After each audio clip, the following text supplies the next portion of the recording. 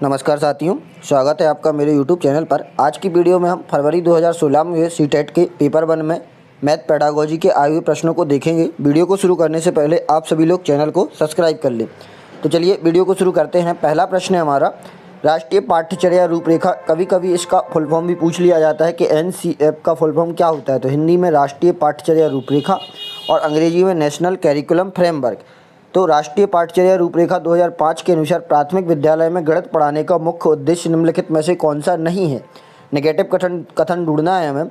ए, बच्चे के संदर्भ में गणित का वर्णन करना, पॉजिटिव है। समस्या समाधान के कौशल को बढ़ाना, पॉजिटिव है। सी, गणित में उच्चतर पढ़ाई की तैयारी करना। या डी, बच्चे की सोच विचार प्रक्रिया को गणितीय रूप देना। तो इसका आंसर हो जाएगा ऑप्शन नंबर सी, केवल उच्च स्तर की पढ़ाई तैयारी कराना नहीं होता है उसका प्रमुख उद्देश्य। ये 3 उसके मुख्य उद्देश्य रहते हैं। अगला है हमारा, प्राथमिक स्तर पर गणित की पाठ्यपुस्तक की सबसे अधिक महत्वपूर्ण विशेषता निम्नलिखित में से कौन सी है। मोस्ट एप्रोप्रिएट ऑप्शन हमें ढूंढना है, सबसे ज़्यादा पॉजिटिव। तो ए, संकल्पना को जटिल से सरल के रूप में प्रदर्शित किया जाना चाहिए। बी, जटिल से सरल नहीं, सरल से कठिन के रूप में तो प्रस्तुत किया जाना चाहिए, तो ये उपयोगी हो सकता है, लेकिन जटिल से सरल तो ये गलत रहेगा। बी, संकल्पना को पूर्णतः श्रेणीबद्धता में प्रस्तुत किया जाना चाहिए। संकल्पना को मूर्त से अमूर्त में प्रस्तुत किया जाना चाहिए। संकल्पनाओं का आकार उच्चतर कक्षाओं से संबंध से जोड़ा जाना चाहिए। तो इसका आंसर होगा ऑप्शन नंबर सी, सबसे ज़्यादा उपयोगी रहेगा। अगला है हमारा, ज्यामितीय समझ को विकसित करने के लिए निम्नलिखित में से कौन सा श्रेणी क्रम सही है ज्यामितीय समझ को विकसित करने के लिए। ए, मानसिक चित्रण विश्लेषण अनौपचारिक निगमन औपचारिक निगमन। बी, औपचारिक निगमन अनौपचारिक निगमन मानसिक चित्रण विश्लेषण मानसिक चित्रण विश्लेषण औपचारिक निगमन अनौपचारिक निगमन। या मानसिक चित्रण औपचारिक निगमन विश्लेषण अनौपचारिक निगमन। तो इसका आंसर हो जाएगा ऑप्शन नंबर ए, पहले मानसिक चित्रण, फिर उसका हम विश्लेषण करेंगे, फिर अनौपचारिक निगमन और फिर औपचारिक निगमन। ये हमारा आंसर हो जाएगा। अगला है हमारा, निम्नलिखित में से कौन सा कथन सही है। स्थानीय मान सिखाते समय शून्य का परिचय दिया जाना चाहिए। बी, पढ़ाई जाने वाली प्रथम संख्या शून्य होनी चाहिए। सी, बच्चों को संख्या ज्ञान विकसित होने के बाद शून्य का परिचय दिया जाना चाहिए। या संख्या 9 के बाद शून्य का परिचय दिया जाना चाहिए।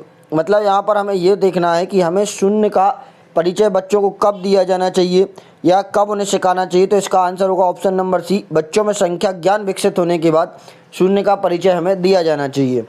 अगला है, कक्षा 3 के विद्यार्थी को आधे की संकल्पना का परिचय देने के लिए शिक्षक निम्नलिखित में क्रियाकलापों की योजना बनाता है। ए, चित्र दिखाता है जिसमें आधा प्रदर्शित किया गया है, आधे का चिन्ह लिखता है, बहुत सारे मूर्त पदार्थों को आधे में विभाजित करता है, कहानी या शब्दों के प्रयोग से आधा प्रदर्शित करता है। तो शिक्षक को निम्नलिखित क्रियाकलापों का कौन सा सही क्रम अनुसरण करना चाहिए। तो सबसे पहले क्या होगा, हमें तो चित्र दिखाना चाहिए जो कि आधा प्रदर्शित करता है। तो हमारा पहले नंबर रहेगा ऑप्शन नंबर सी, बहुत सारे मूर्त पदार्थों को आधे में विभाजित करना चाहिए। पहले हमें करके दिखाना चाहिए, तो सबसे ज़्यादा अवधारणा विकसित होगी।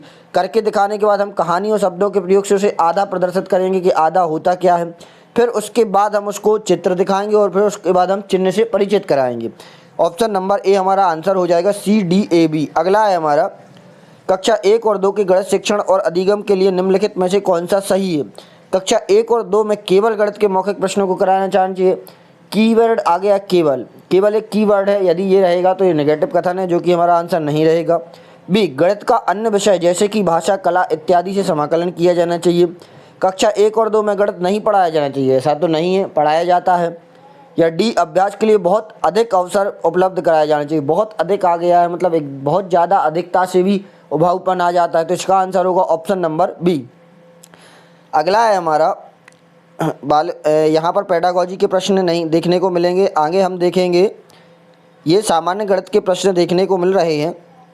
हाँ, ये आगे हमारे पेडागोजी के प्रश्न, निम्नलिखित में से कौन सा सही नहीं है।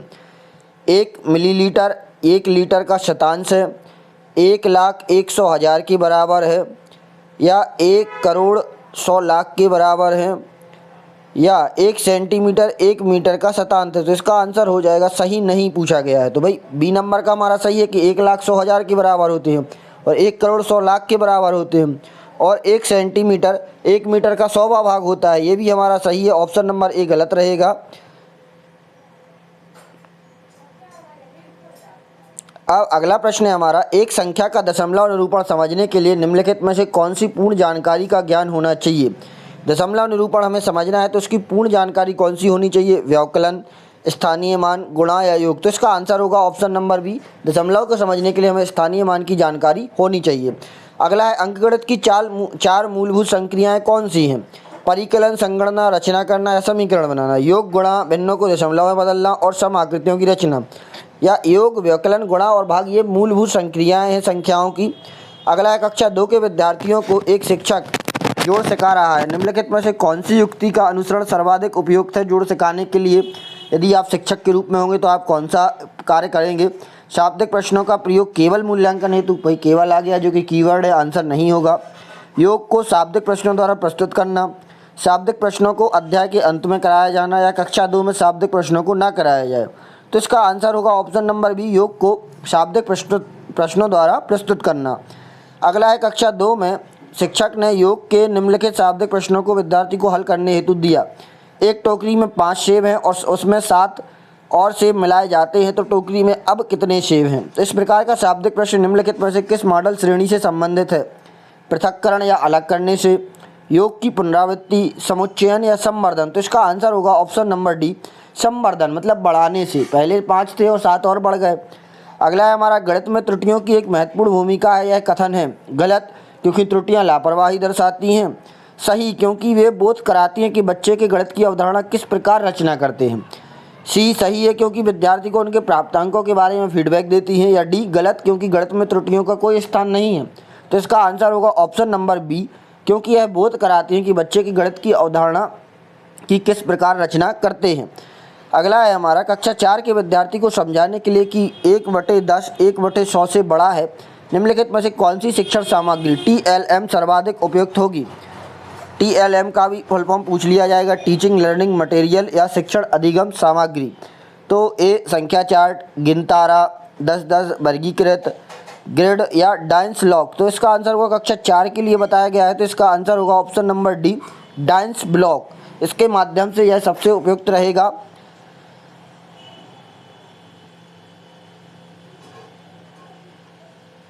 डाइंस ब्लॉक अब होता क्या है? तो भाई डाइंस ब्लॉक क्या रहेगा? डाइंस ब्लॉक लकड़ी या प्लास्टिक के क्यूब्स, छड़ और प्लेट हैं। लकड़ी या प्लास्टिक के क्यूब्स होते हैं, छड़ या प्लेट हैं, जिनका उपयोग बच्चे की बुनियादी गणित का समर्थन करने के लिए किया जाता है। जोड़, घटाव, संख्या बोध, स्थानीय मान जैसी गणितीय अवधारणाओं को सीखते समय छात्रों द्वारा डाइंस ब्लॉक का उपयोग किया जाता है। आया अपन को समझ में कि डाइंस ब्लॉक क्या होता है? तो लकड़ी के क्यूब्स होते हैं। अगला है हमारा 2 या उससे अधिक 2 विमाओं वाली वस्तुओं के मापों की तुलना करने के लिए निम्नलिखित में से कौन सा एक सर्वाधिक उपयुक्त है? आकलन, प्रेक्षण, अध्यारोपण या अप्रमाणिक इकाइयों का प्रयोग। तो क्या होगा? 2 या 2 से अधिक विमाओं वाली वस्तुओं के मापों की तुलना हमें करना है, तो इसका आंसर होगा प्रेक्षण। अगला है हमारा प्राथमिक स्तर पर गणित की पहेलियाँ मदद करती हैं विद्यार्थियों को मनोरंजन प्रदान करने में, समस्या सुलझाने के कौशल को परखने में, समस्या सुलझाने के कौशलों को प्रोत्साहित करने में या कक्षा के प्रतिभा संपन्न विद्यार्थियों को पहचानने में। तो इसका आंसर हो जाएगा ऑप्शन नंबर सी, समस्या सुलझाने के कौशल को प्रोत्साहित करने में। अगला और अंतिम प्रश्न हमारा गणितीय संचारण उल्लेख करता है समस्या को सुलझाने की क्षमता, गणित प्रश्नोत्तरी में भाग लेने का कौशल, गणित के कक्ष में बोलने की क्षमता या गणितीय विचारों को समाहित और संगठित करने की क्षमता। तो गणितीय संचारण क्या होता है? ऑप्शन नंबर डी, गणितीय विचारों को समाहित और संगठित करने की क्षमता। आशा करता हूँ आपको वीडियो पसंद आई होगी, और वीडियो पसंद आई हो तो वीडियो को लाइक करें और चैनल को सब्सक्राइब करें। जल्दी ही मिलते हैं अगली वीडियो में। धन्यवाद।